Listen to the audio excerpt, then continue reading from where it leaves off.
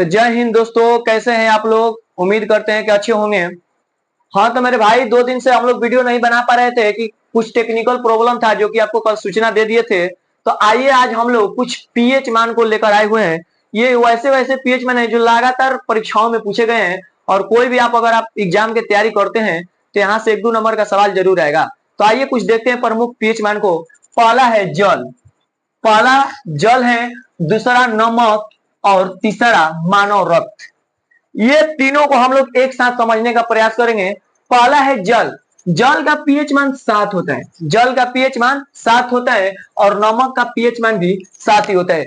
मेरे भाई इसको याद करने का मात्र एक ट्रिक है। जिसे मान लीजिए जल जल का इस्तेमाल आप 7 दिन करते हैं कि नहीं, 7 दिन जल का भी उसी तरीका से बैठाइए। नमक का भी इस्तेमाल 7 दिन करते हैं कि नहीं, इस तरीके से याद रख लेंगे कि एक सप्ताह में 7 दिन होते हैं, और जल का इस्तेमाल भी 7 दिन करते हैं, और नमक का भी इस्तेमाल 7 दिन ही करते हैं। तो इससे याद कर लेंगे कि जल का पीएच मान 7 होगा और नमक का पीएच मान भी 7 होगा। ये मानव रक्त है। मानव रक्त का पीएच मान 7.4 होता है।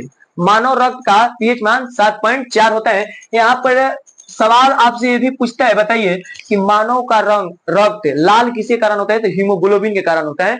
तो यहाँ पर याद रखेगा मानव रक्त का पीएच मान 7.4। और आंसू का भी पीएच मान 7.4 ही होता है। आंसू का पीएच मान 7.4। जिसे कभी किसी से दुश्मनी हो जाती है तो उन्होंने बोला कि हम इसका बदला लेकर ही रहेंगे, क्योंकि उन्होंने हमके खून का आंसू रुलाया है। तो इस तरीके से याद कर लीजिएगा कि खून यानी रक्त और आंसू दोनों का पीएच मान 7.4 होता है। उसके बाद है समुद्री जल। समुद्री जल का पीएच मान मेरे भाई 8.5 होता है। समुद्री जल का पीएच मान 8.5 होता है। उसके बाद है बेकिंग सोडा। बेकिंग सोडा का भी पीएच मान 8.5 ही होता है। ये है बैटरी अम्ल और सल्फ्यूरिक अम्ल। बैटरी अम्ल और सल्फ्यूरिक अम्ल दोनों का पीएच मान एक ही होता है। ध्यान रखिएगा, ये बैटरी में सल्फ्यूरिक अम्ल होता है, जिसका रासायनिक सूत्र होता है H2SO4।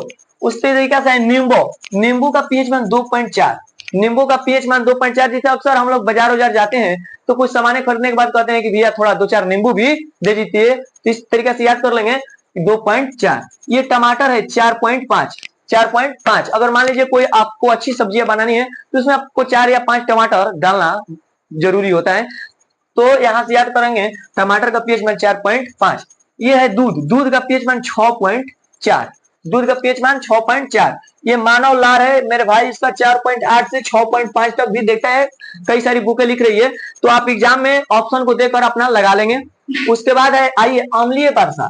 अम्लीय वर्षा का पीएच मान 5 होता है। अम्लीय वर्षा का पीएच मान 5 होता है, लेकिन सामान्य वर्षा की बात की जाए तो 5.6। अगर इसको हम ज्यादा ट्रिक से बताएंगे तो आपको उलझने हो जाएगी, इसलिए याद रखिएगा नॉर्मल कि अम्लीय वर्षा का 5 और सामान्य वर्षा का 5.6। हाँ यहाँ ध्यान रखिएगा मानव मूत्र। मानव